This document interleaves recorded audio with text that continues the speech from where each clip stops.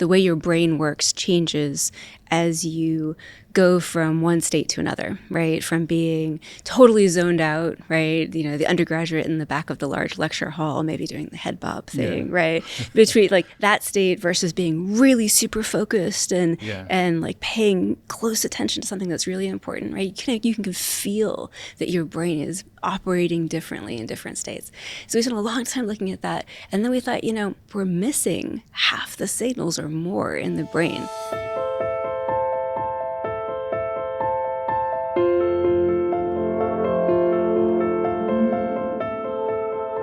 Hi, I'm John Foxe, Director of the Monte Institute for Neuroscience at the University of Rochester, and I'd like to welcome you to another episode of Neuroscience Perspectives. Today, I have a fantastic guest with us, Dr. Jessica Cardin, who's an Associate Professor of Neuroscience at Yale University School of Medicine. Jess, welcome to Neuroscience Perspectives. Oh, thank you so much for having me. Well, we really appreciate you being here. So you really, you're sort of pioneer of studying circuit dynamics and kind of a scavenger of techniques to get at that, which is fantastic. Like that. Yes. Yeah. Just, if there's a technique out there that can help you get after something, that's, I'm sort of just looking at the work that you've been doing. It's like you're going to get it and make it work for you. And I think that's really admirable. But so, what gets you up in the morning? What are you excited about at the moment? Oh my gosh, we have diversified so much in the last few years. The real truth is that I get bored after 4 or 5 years of doing any one thing. So every few years, I think it's partly that I get a little restless and we do something new, or someone new comes to the lab and has a different set of ideas, and then we go off in a completely different direction than I was anticipating. So sometimes that takes us in directions that I would not have predicted. But right now, we had this long series of experiments where we were really trying to deeply understand, how, the way your brain works changes as you go from one state to another, right? From being totally zoned out, right? The undergraduate in the back of the large lecture hall, maybe doing the head bob thing, right? Between like that state versus being really super focused and like paying close attention to something that's really important, right? You can feel that your brain is operating differently in different states. So we spent a long time looking at that. And then we thought, we're missing half the signals or more in the brain. We're only looking at neurons, the firing of neurons. We're not looking at any of the other relevant signals. And so tell our audience what those other signals are then. Right. So, so there are all of these neurotransmitters floating around, right? Because sometimes, in the shorthand for this is neuroscientists is sometimes that your brain is sort of swimming in a soup of neurotransmitters and other chemicals that are floating around and being released all the time. And some of them are pretty familiar, I think, to most people, things like acetylcholine or especially norepinephrine, right? Those are things that you hear about often. And they're frequently targets of therapeutic drugs for psychiatric conditions, because we know that when they're released, they modify brain activity, right? And we know that they're associated with things like changes in your mood or changes in your attention levels, right? And so we thought, we are missing all of these signals. And so now we've developed a whole series of approaches in the lab where we can look at the neurons, right, the brain cells, and we also can see all those other signals at the same time. Right. All right. And then in parallel to that, we also started thinking about, well, wait, there are other cell types. Like, we're only looking at one cell type. Maybe we should be looking at these other cell types that are in the brain that do all these other functions, that may be related to some of these changes in brain function over time. And so that took us to looking at non-neuronal cells, right? So we just now, for the first time, have projects starting up looking at non-neuronal cells, which is super exciting, right? Yeah. Because it's a whole side of the brain that I've never really thought about. Yeah. And all to the end of sort of decision-making processes or motivated behavior. Yeah, exactly.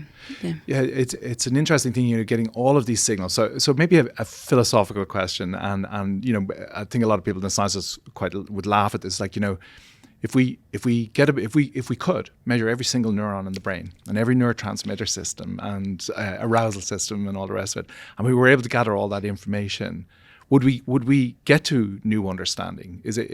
Or would we have recreated the monster, right? Yeah, I mean, do you need something even more complex than the brain in order to be able to understand the full workings of the brain, right? This is the thing that keeps teenagers up at night, like staring at the ceiling and stuff. Like, how does my brain work? We have sort of parallel problems, right? And this was the start of the Brain Initiative, actually, with the NIH, right? This is the Brain Initiative, which has funded an enormous amount of spectacular technology development and new ways of accessing brain circuits, right? Started because of this idea that if you could just measure everything, you could measure all the neurons, right? You would really understand the system. And that has given rise, I think, to this enormous upswing in big data in neuroscience, right? Get in there and record everything, right? Yeah. And then so we have this one problem, which is like, how do you do that? Right, so we need new technical approaches, and that's been really productive. Right, we have all kinds of new approaches for this.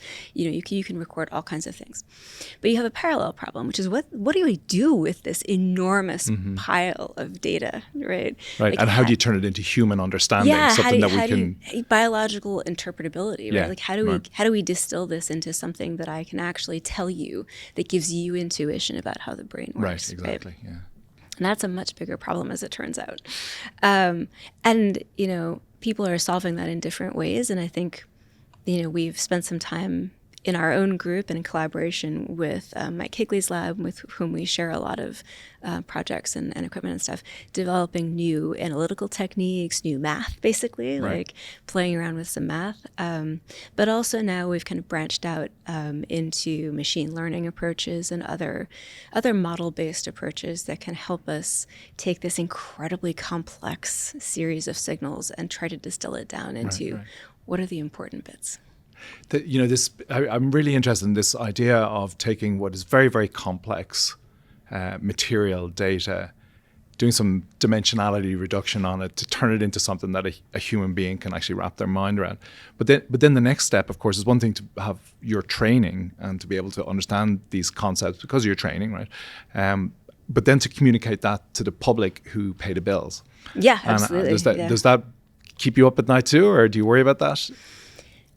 I ask it in the context of a time, like a time, geopolitical time, where the public trust in science, which used to be extraordinary, 95% of people in the early noughties, just thought, had profound trust in science, and we come through a pandemic and we've lost our audience a little bit. Now, people have sown a lot of doubt and so on.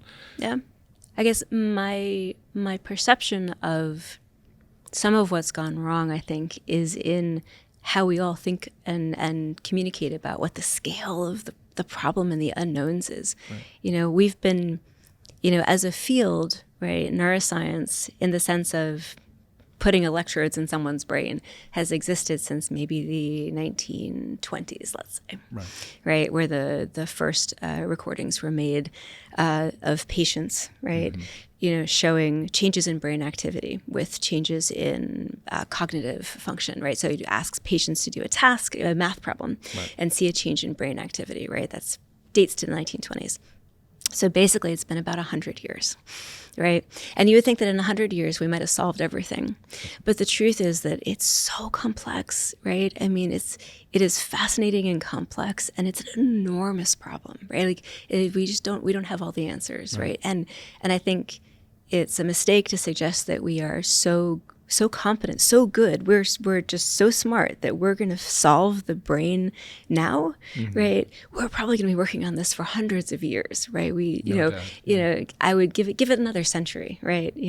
It's an enormous challenge, right? Yeah. So I think some of it's our fault for not communicating what the hell we're doing, right? Yeah. And then some of it is also this idea that we should be only focusing on disease, right? Because in my mind, I think the basic research, how does the thing work, should go hand in hand with how do I fix it when it's broken. Well, you just anticipated two of my questions. One was because I really wanted to pivot to that, because I think that's a super important point, which is just studying something for the sake of the knowledge of how it works, and not having to have the filter of utility in a disease or something down the road. But you do think about disease in your work. We do, yeah. We used to work primarily on neurodevelopmental disorders, right? So autism, schizophrenia. And in my lab, because most of what we do is fairly reductionist, right? We are getting in there in the circuits and manipulating things. It's mostly animal models of genetic diseases, right? So specific genetic mutations that are known to be associated with a disease. And our goal is really to try to understand what are the consequences of that genetic mutation, right? And not necessarily at the level of expression of a gene, but rather it's more holistic consequences for how does that change the way the brain works. Right. And then in recent years, we sort of kind of fell a little bit into the other end of things, if you will, so aging and neurodegeneration. And there we were looking at several models of Alzheimer's disease. And in part because the same sort of thing I said earlier, we kind of fell into a couple of interesting ideas and then realized that there were interesting questions that we hadn't answered yet. And, we started doing these longitudinal studies where we're imaging individual animals as they age, which is really fascinating and generates an enormous amount of data, which we're still grappling with, right? But, there are multiple ways to look at the disease models, right? One of them is that they're a tool. Right. So it is a targeted way of breaking the system. Right. And then by perturbing it, you understand a little bit better how it worked when it was working. Right. The other way to look at the disease model work is that these are all very complicated disorders. Right. And they don't have autism is a great example. There are like 1,000 autism related genes. Right. Yeah. And they do wildly different cell biological things. Right. And we, at a fundamental level, do not understand how genetic perturbation of genes that do completely different things at the level of a single cell could give rise to something that we perceive as being a common endpoint. We perceive all of those consequences as having something in common. It's all under the umbrella of autism spectrum disorder. Right. So that lack of understanding really highlights our lack of knowledge about the basics of how the brain really works in the first place. And this kind of idea too with diseases, like you mentioned autism and schizophrenia, where quite a lot of those genes, the two diseases have in common, not all of them. Yeah, absolutely. And yet, perturbations in the genetics will send one person on a trajectory that ends up with an autism phenotype, which is really very distinct from a schizophrenia phenotype. And so, we have a lot to learn. Yeah, there's just an enormous amount of unknown there, right? Yeah. And that's kind of why I feel like we do a bad job of communicating the scale of the challenge. Right. It's. Well, you said there as well. We'll probably be doing it for another 100 years. I don't doubt that that's true. And a question that was in my mind is like, you're in the lab like myself, and you're thinking about next year and the year after and that. But if you were to project out 10 years, like where do you see us in 10 years? Or is it an impossible question? It is. So my part of the field, my little chunk of the field, right, is racing towards a much more model-based, high-throughput, high-dimensional data set kind of approach, right? So we are kind of converging on multimodal data with lots of different signals and needing those more model-based approaches to help us make sense of things. But so we're sort of, I think a lot of the field is moving towards a more holistic view of how things are working, how many different signals or parts of the brain are interacting at the same time. And you mentioned machine learning has a big component things like of this, machine learning you are start nice to tools. take these extraordinary quantities of data that are from different systems, on different timescales, and try to put them into one matrix and get derive some understanding. And this is the part where it's difficult for a human brain to grapple with all that. So so I see a lot of that coming. I think there's going to be more and more of that, which is great because it gives us that more holistic understanding. Comes with some caveats, like you still need to go back again and get that biological interpretability, you know, at the other side. So a big role for the AI revolution that we're really in the middle of, do you think, in helping to understand this? Or it's a great set of tools in combination with all the other tools. Right, I hear some skepticism. I'm a biologist at heart. In fact, I'm actually a sort of old school, you know, crusty old electrophysiologist at heart. So really, truly, I want to see ground truth data, you know, at the end of the day. So for me, it has to come full circle, right? I love all these tools, but at the end of the day, I want to be able to say, I gained a mechanistic level of insight into how, you know, the circuits in the brain are working. Yeah. So tell me, when did you catch the science bug? Like, was that baked in early? It actually was. I was very fortunate to have, you know, parents who love to, you know, follow their kids' passions, you know, and explore things and are really supportive. And so, you know, I got interested in looking at things in pond water, and my parents, you know, took us out to the local pond, and we had water samples and, you know, put hay in some of them and not in others, and looked to see what creatures developed, and, you know, had a little microscope. And so you're an experimentalist from the early age, and you know, but with a lot of encouragement, you know, to keep exploring, you know. And that was your parents were a major influence. Where did you grow up? A little bit of everywhere, actually. Yeah. Originally from Poughkeepsie, New York. So fond of upstate. But we moved every few years for a while because my dad worked for IBM, actually. Ah, okay. And so I've lived in Poughkeepsie, and I've lived in Dallas in the late 80s, which was fabulous. And then in Boulder, Colorado. Very good. Dallas in the late 80s. Was the TV show still running with JR? Yeah, and no lie, it was all big hair and pickup trucks. So you know, it was an interesting transition. Fantastic. But you know, sort of fortuitous for me as well, because I landed in the end in a school there that had a very strong science program and encouraged all the kids to do science projects for the local science fairs, right? And so because it was an expectation, right? Like everybody did this. Right. You know, we got into doing science fair projects, and you know, and so I think it sort of carried that thread through a little bit, you know. Tell me about mentorship then. Like along the road, right? You pick up people, and there are people who have a major impact on the trajectory. Is there one or two people that you'd point to specifically in times in your life where you know this really made a big impact on you?